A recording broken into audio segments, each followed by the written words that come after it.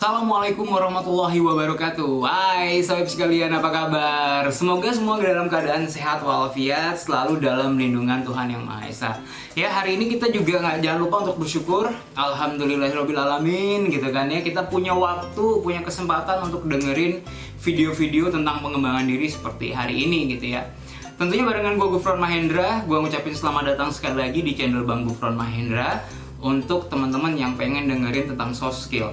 Oke, soft skill hari ini seperti di judul kita ngomongin soal waktu, gitu ya. Dimana waktu ini ternyata memang satu hal yang harus kita kelola, karena kalau nggak dikelola akan lewat gitu aja di hidup kita. Dia nggak bisa diulang, nggak bisa dibeli, ini bener-bener mahal banget. Maka pada kenyataannya nggak setiap orang ternyata menyadari bahwa waktu ini sangat betul-betul sangat berarti, teman-teman. Ya nggak semua orang nyadarin, bahkan ada yang cuman ngejalanin hari-harinya ya udah gitu aja gitu, tiba-tiba udah kelewat aja satu hari. Nah ini bahaya banget ya kalau kita nggak punya suatu perencanaan waktu gitu. Orang yang nggak punya perencanaan waktu yang jelas itu cenderung hidupnya akan sedikit, bisa dibilang bukan sedikit ya, banyak bahkan akan masuk ke kategori apa ya, kacau mungkin, atau berantakan, bisa jadi kayak gitu. Ya karena dia nggak pernah tahu hari itu mau ngapain, sehingga banyak hal yang bisa dibilang kayak kejutan-kejutan gitu jadi datang terus-terusan ke dalam hidupnya dia gitu. Maksudnya hampir setiap menitnya di dalam dia beraktivitas itu ngalamin kaget gitu, kaget lagi ada ini, karena nggak pernah mau mencoba nebak hari itu mau ngapain gitu. Kalau misalnya dia bisa nebak atau dia bisa punya rencana hari itu mau ngapain, itu paling nggak bisa jadi aman, mungkin nggak kaget lagi karena udah tahu itu bakal terjadi, kurang lebih seperti itu. Dan waktu yang buruk itu akan membuat kita tertekan, teman-teman, yang menjadi cikal bakal yang namanya stres. Dan tekanan-tekanan ini membuat dia akhirnya menghabiskan waktu banyak dan akhirnya terlambat pulang. Life balance-nya nggak kecapai gitu. Orang rumah yang nggak dapat waktunya dia karena dia waktu udah capek dihabis di tempat kerja. Pulang ke rumah udah nggak ada energinya, cuma tinggal lelah-lelahnya saja gitu. Nah, karena itu memiliki manajemen waktu yang baik gitu ya, mengatur waktu itu sangat-sangat benar-benar mutlak banget, karena ini diperlukan untuk mengejar yang namanya keseimbangan, untuk mengejar yang namanya kesuksesan, untuk mengejar yang namanya penyelesaian target. Ini perlu yang namanya pengaturan dari waktu-waktu ini gitu ya. Dampak buruknya kalau ngomongin soal kita nggak punya yang namanya manajemen waktu yang baik, pertama kalau ngomongin soal profesionalitas gitu ya, reputasi profesional pasti akan tercoreng. Dapatnya negatif-negatif aja. Karena apa? Karena banyak hal nggak bisa diselesaikan. Mungkin karena berangkat kerja nggak pernah punya rencana mau ngapain hari itu. Bahkan nggak tahu nih hari ini nih mau nyelesain apa, pokoknya berangkat aja gitu. Itu bahaya banget ya teman-temannya. Bahkan nggak tahu ini hari apa, punya kegiatan apa. Wah ini bahaya banget. Kalau yang kayak begitu, itu pasti teman-teman akan dapat reputasi profesional yang negatif.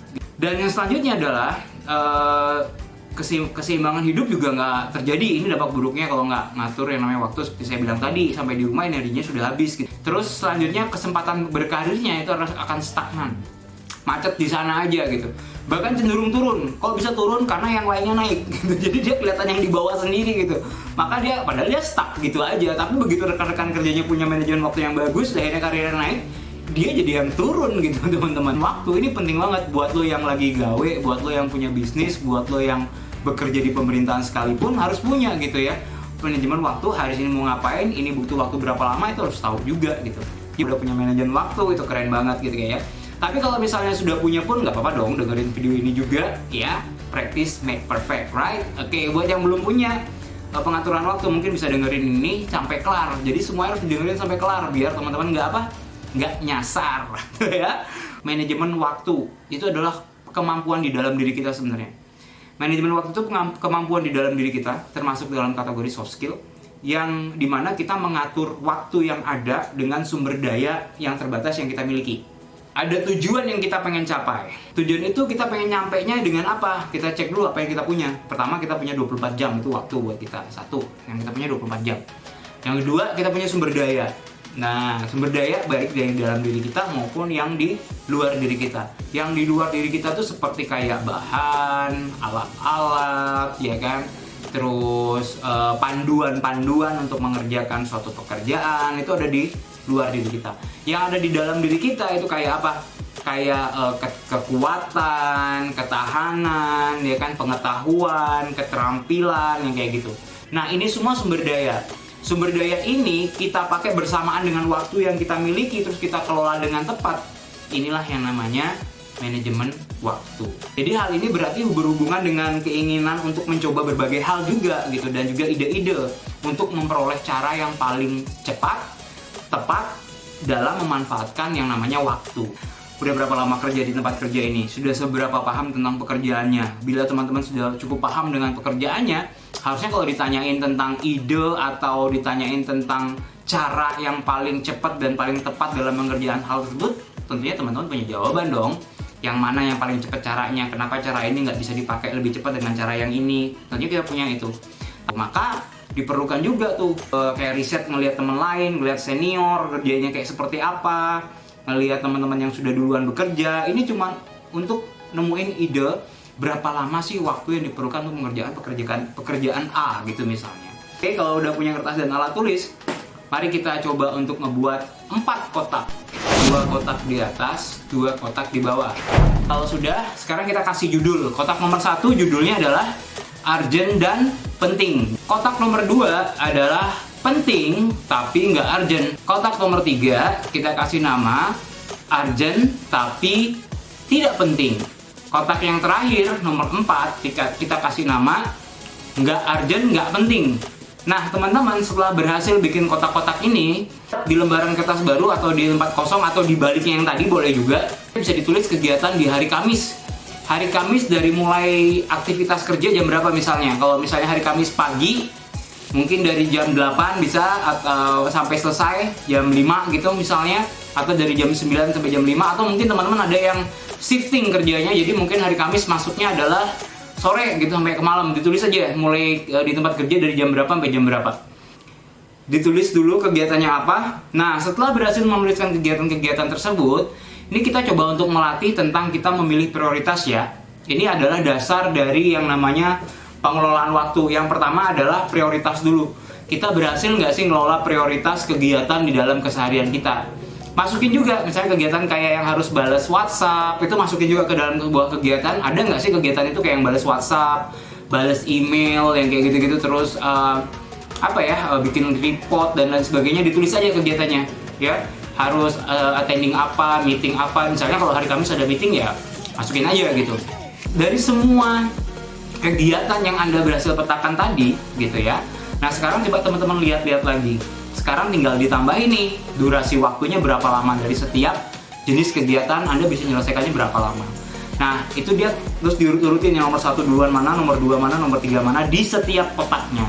Kalau teman-teman berhasil membentuk, berhasil mikirin yang mana yang lebih penting dan durasinya berapa lama, maka teman-teman sudah berhasil membuat sebuah jadwal. Oh, buat jadwalnya udah berhasil, tapi apakah dibilang sudah berhasil juga untuk melakukan time management? Tergantung bagaimana komitmennya teman-teman menjalankan jadwal tersebut. Jadi tanda-tanda bahwa pengelolaan waktu kita berhasil itu adalah yang pertama memang produktivitas kita meningkat. Bertahap selalu produktivitas kita naik. Nah ini adalah salah satu tanda-tanda bahwa pengelolaan waktu kita berhasil. Yang nomor 2 adalah kita punya suatu hal yang konstan atau konsisten setiap harinya. Otomatis dia akan punya rutinitas, punya rencana harian, punya komitmen melaksanakan rencana tersebut. Itu membantu kita lebih fokus dalam mengerjakan hal-hal. Jadi kita tahu step-stepnya, kita fokus ngerjain ini A, B, C. Kalaupun kita terinstruksi, waktu kita balik lagi kita tahu, oh ini yang mau kita kerjain. Pernah nggak sih kita balik dari suatu instruksi terus balik ke meja atau balik ke rutinitas pekerjaan, terus teman-teman kayak lupa gitu, tadi aku ngapain ya sebelum diinstruksiin? Nah ini kan bahaya banget ya, kita nggak tahu, terus kita ngambil kerjaan yang lainnya gitu. Ambil kerjaan yang lainnya udah sore banget baru keingetan, yang ini kan belum gitu. Akhirnya sore-sore ngerjain hal yang urgent banget dan akhirnya bikin kita pulang terlambat. Untuk bisa punya tanda-tanda itu, seperti yang saya bilang tadi, teman-teman jangan lupa untuk punya buku catatan. Ya, punya buku catatan, terus punya tugas-tugas yang berhasil akhirnya tadi diprioritaskan. Kayak teman-teman tadi masukin ke urgent dan penting, terus dia durasinya berapa lama, dan dia mulainya kapan, jam berapa, itu merupakan tugas-tugas yang sudah berhasil diprioritaskan. Setelah itu tandain kalau misalnya tugas itu udah selesai, entah dicentang, entah dicoret gitu ya. Centang, coret itu ditandain kalau misalnya teman-teman sudah berhasil. Makanya penting banget punya buku kayak gitu kalau misalnya komitmen kita nggak ada yang negur gitu. Maksudnya kita harus negur diri kita sendiri dengan buku catatan itu. Oh ini belum selesai, oh ini udah selesai, coret, yang kayak gitu ya. Besok mau ngapain, hari ini harus sudah dibuat. Terus ciptain kepuasan sendiri, sensasi kepuasan ketika satu kerjaan selesai. Oke, ini perjalanan selesai. Oke, sekarang aku bisa tarik nafas sebentar. Wah, pergi minum dulu pergi minum. Itu kayak yang kasih reward ke dalam diri sendiri. Nah, apa sih yang selalu membuat kita akhirnya menunda-nunda pekerjaan? Nah, jadi kalau teman-teman pengen tahu, ada istilah kerennya sebenarnya. Istilah kerennya adalah procrastination. Sorry, saya juga lagi nggak terbiasa nama istilah ini. Istilahnya itu sebenarnya nunda-nunda pekerjaan, itu intinya. Ya, nunda-nunda pekerjaan. Kamu kok nunda-nunda pekerjaan? Kayaknya kalau agak sedikit panjang gitu ya ngomongnya seperti itu. Tapi kamu kok procrastination? Banyak hal yang memang menyebabkan kita jadi procrastination gitu atau nunda-nunda pekerjaan. Misalnya takut gagal. Nah, karena ketakutan akan kegagalan itu, akhirnya kita kayak ngerasa, aduh, gua kayak kewalahan deh. Mana kamera? Gua mau dada-dada deh, gitu. Terus semangatnya nggak ada gitu. Mungkin ya banyak sisi yang membuat kita takut gagal, banyak sisi yang bikin kita nggak bersemangat, akhirnya procrastination gitu, nunda-nunda pekerjaan gitu ya. Terus nggak tahu harus mulai dari mana, nggak tahu, waduh ini gue harus mulai dari mana, ini juga bikin kita procrastination.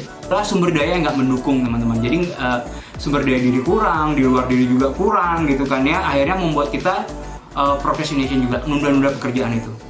Oke, jadi pertama takut gagal. Yang kedua adalah tadi kurang semangat. Yang ketiga nggak tahu harus mulai dari mana. Yang keempat nggak punya sumber daya yang mendukung ya. Dan akhirnya membuat kita merasa kewalahan gitu ya. Terus yang terakhir adalah deadline-nya nggak jelas. Gimana kira-kira cara untuk menangani kalau kita lagi ngalamin yang namanya procrastination? Minta nasihat. Nah, jadi kita bisa minta nasihat sama siapa? Senior, sama orang yang berpengalaman di bidang itu, sama orang yang lebih tinggi jabatannya dari teman-teman, supaya bisa teman-teman mengerjakan hal itu. Jadi harus minta nasihat dulu, itu yang pertama. Ya, yang kedua, coba dipotong-potong jadi scoop kecil pekerjaannya. Jadi kalau itu pekerjaan yang besar, maka teman-teman harus potong-potong dulu jadi scoop yang kecil, yang apa dulu yang harus dikerjain sehingga nanti bisa jadi runut pekerjaannya. Misalnya teman-teman, kamu diminta untuk bikin bikin rangkaian acara gitu. Nah, maka rangkaian acara ini kan besar gitu ya. Maka kita potong dulu kecil-kecil. Budgetnya dulu mungkin, rundown-nya dulu mungkin, kapannya dulu mungkin, teman-teman bikin listnya dulu mungkin. Jadi potong-potong dia. Itu yang nomor 2 caranya. Yang nomor 3 caranya adalah kasih deadline yang jelas. Kalau memang dari atasan nggak ada deadline, ya teman-teman bikin deadline buat dirinya teman-teman sendiri ya. Dan itu kalau bisa deadline-nya yang kita buat, kita rangkai nggak lebih jauh daripada deadline nanti yang mungkin diberikan sama atasan, maka sesegera mungkin bisa diselesaikan gitu ya. Nah, kalau nggak tahu yang kalau sudah keempat tadi diselesaikan juga nggak bisa, yang nomor 5 gitu, yang paling terakhir, kerjakan. Jadi nggak ada lagi tuh motifnya, apalagi motifnya ada, kerjain aja, kerjain dia gitu kan, kerjain pekerjaan itu gitu ya. Dan yang nomor 6 adalah delegasi. Misalnya cari teman gitu, jadi teman yang bisa ngebantu buat teman-teman mengerjakan pekerjaan ini gitu. Jadi teman yang mungkin ini satu urusan sama dia gitu. Sekalian dia ke sana, sekalian saya minta tolong ini juga, ngabisin waktu kita sekitar 15 menit dari waktunya dia untuk bantu Anda karena dia sekalian jalan ke sana. Oke, kurang lebih seperti itu teman-teman, ngomongin soal time management. Jadi kita harus bisa buat jadwalnya, kita harus bisa berkomitmen dengan jadwal yang kita buat. Tentunya kita buat jadwalnya harus bisa memastikan urgensinya, pentingnya, serta durasinya ya. Durasinya, setelah itu kita akan berikan komitmen penyelesaian dari jadwal yang sudah kita buat. Setelah itu atasi juga yang namanya procrastination tadi, menunda-nunda yang namanya pekerjaan.